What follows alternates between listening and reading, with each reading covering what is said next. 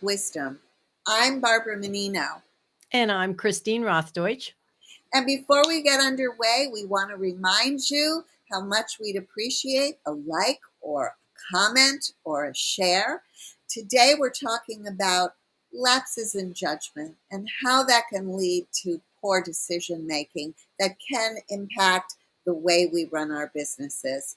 We're going to talk about why that happens, and we're going to share some ideas to correct some of those missteps.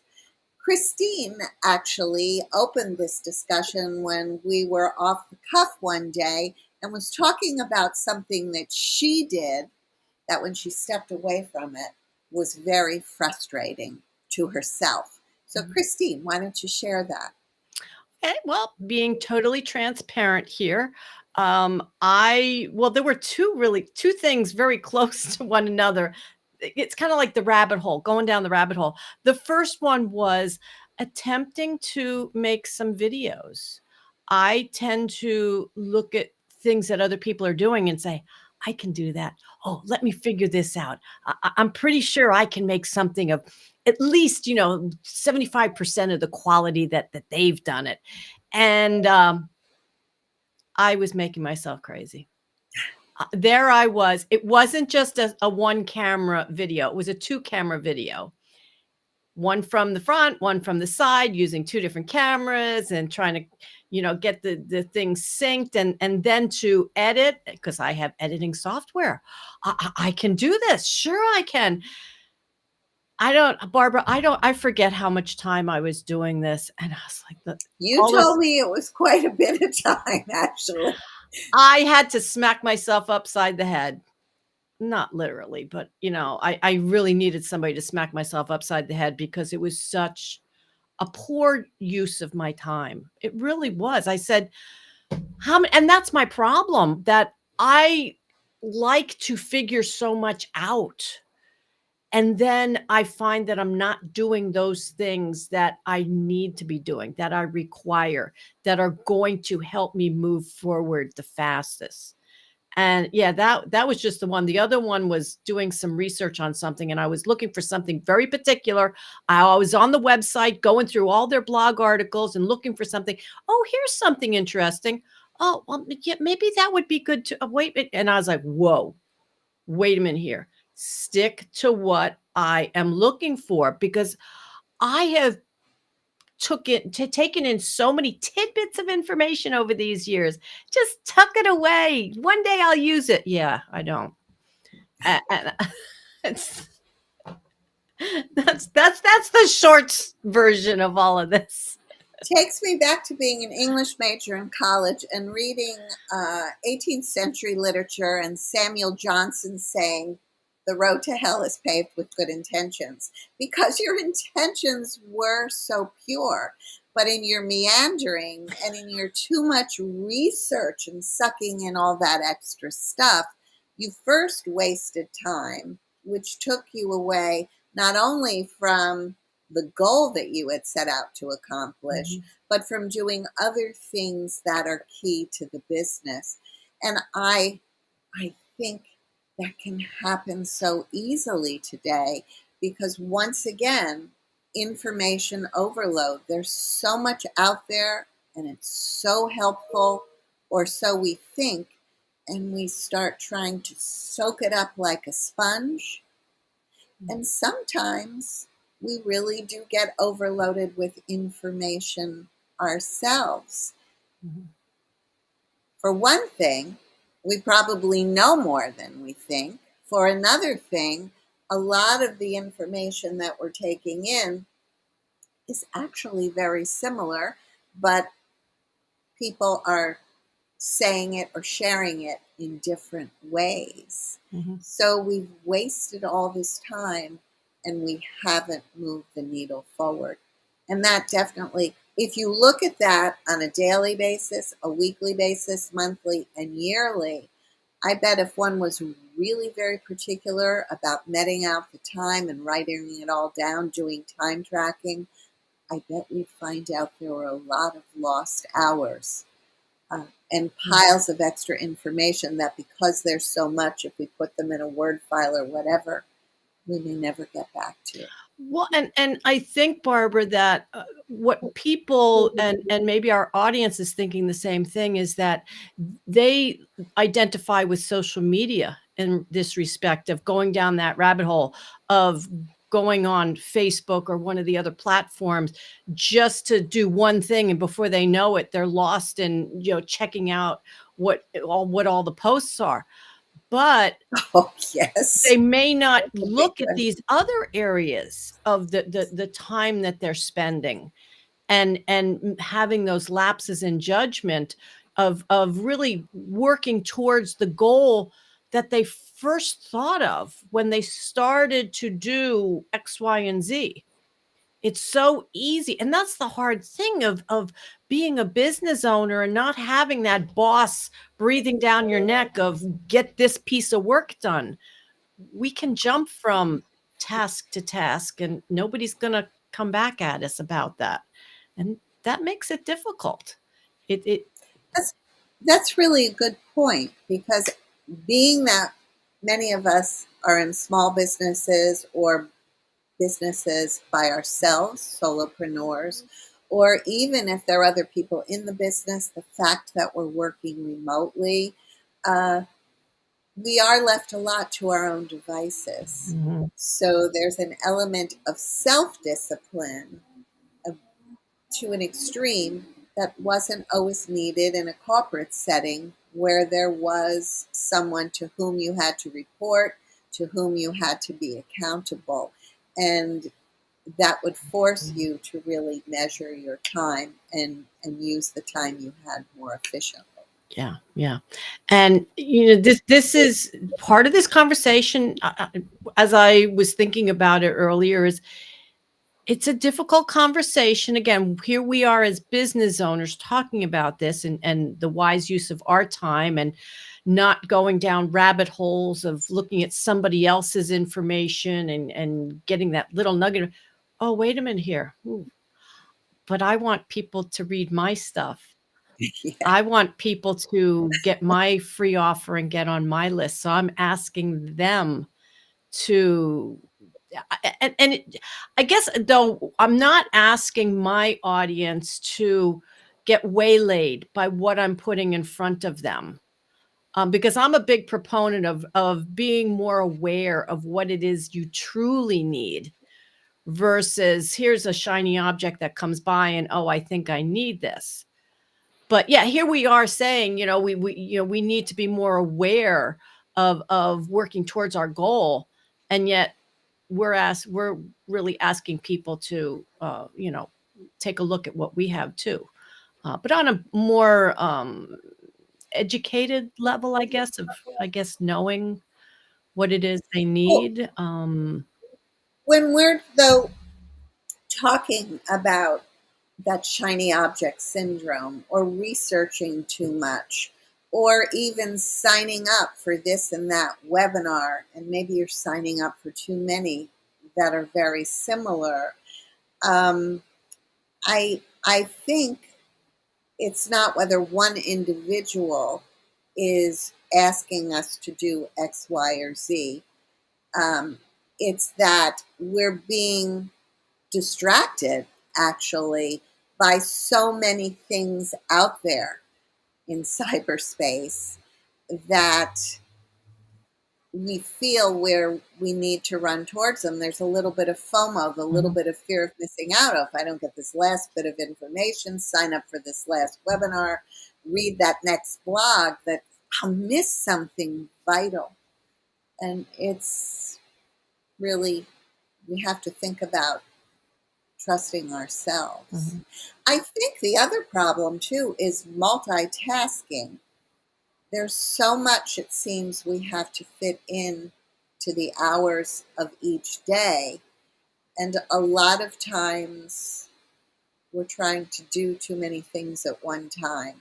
I've seen people on Zooms, uh, you know, typing. So they're obviously doing some work while they're on the Zoom, and I'm not faulting them. um, I've probably done it myself, but you're not fully Mhm. present in any one activity. And when you think about how you run your business, if you're not fully present, particularly in the important tasks that you need to get done, you can miss a step, mess up, do something wrong, have to go back and regroup and do it over again. So we have to be careful um, about trying to accomplish too many things simultaneously. Well, yeah, and that's the thing. I mean, our brains, now I'm getting into this brain stuff and mindset stuff again. Um, we're only capable of, I mean, really, multitasking is a misnomer. Yeah, we really can't multitask. Our brains can't do it. And as you mentioned about people on Zoom and typing away, I don't know how they do it, because I need to pay if it's a learning situation, I need to pay attention, and I'll write notes, absolutely. But when people are in chatting in the Zoom chat, oh my God, how do you absorb the information? Um, but I think that's another topic, I So, sort of, but the concept is the same because I've actually heard um, more recently than ever before um, hosts of webinars or events and such to say, refrain from typing in the chat now. Or them saying, I can't concentrate on what I'm saying to you if I'm reading the Mhm, chat. mhm, It's the same concept mhm. of being pulled away from the goal or task at hand. And it's something we all have to be aware of. I also think another thing is associated with perfection. So it's like that concept of getting ready to get ready to get ready. It's I have to study more, I have to study more, I have to study more before I can go out and do X. And it is really um, Mhm. paralysis. So instead of moving forward, instead of knowing when enough is enough, instead of trusting what you already know and the salient information you have, you keep thinking that there's more because you want to be perfect. Mhm. And perfect really is only good as good enough Right, well, if you think about it. again, though, taking all this time to learn something, but then not putting it into action, where's the benefit? Right. Not putting it into action, where's the benefit? Although, Absolutely. like I said in my story earlier, I was trying to put something into action, but realized it was a poor use of my time, that, just a simple video would get done a lot faster and be more beneficial than what I was trying to do. Yeah, it's all those things in our business that we're not it's not, really conscious of what we're doing. We get kind of waylaid, like, oh, I'm just going to do this little thing here, and before you know it, you've really dug that rabbit hole deep. uh That's kind of interesting the way you described. I had this vision of a camera in the front, a camera to the side, just as you said. And basically, you were making it more complicated, I would imagine, because you had to sync everything, sound and video and whatever. Whereas if you've just done a simple video in your studio, you could have probably done it quite quickly. And the result would have not only been good enough, but it would have been darn good Mhm.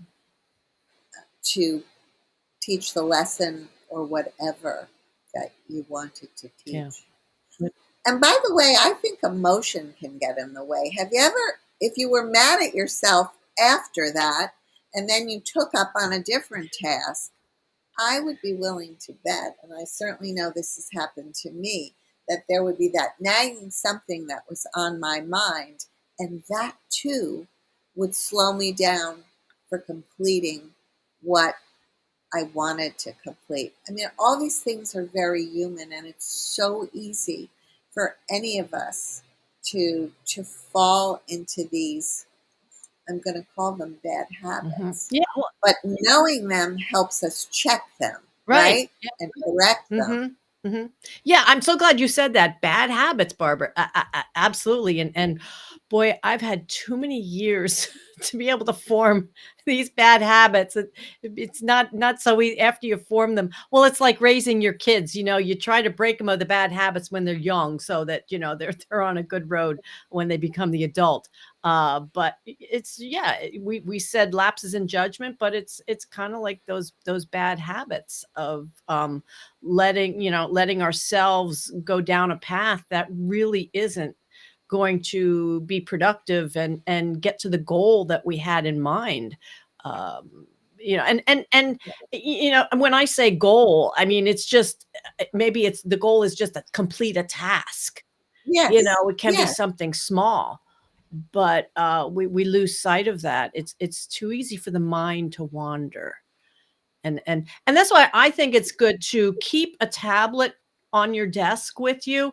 And one, like, if you find something that might be of interest, then write that down. Maybe write the website down or whatever it is. Jot down a note and move on. You get rid of it, but you jotted it down and then come back when you do have the time. Maybe you need something to do just before bedtime of, just mindless stuff. It's like, all right, I'm going to catch up on these things. But I'm willing to bet if you would do that and keep a list of those things to come back to, you wouldn't come back to it because you'd realize, oh, I don't need that. Yeah, I don't need that. And I bring this up because on my browser, I have what's called one tab, that when I need to collapse all my open windows, that 101, when you have 101 windows open and you need Yes. to close, I use this to close everything down. And especially like when we're doing our broadcasts here, it helps to save the bandwidth of the browser. It closes everything down into one tab so that I can easily go back and open everything up that I need. I can't even tell you how many tabs are sitting over there that I never go back to. So I think the interesting thing about that, and I like that idea of creating a list of, oh, this came in front of me.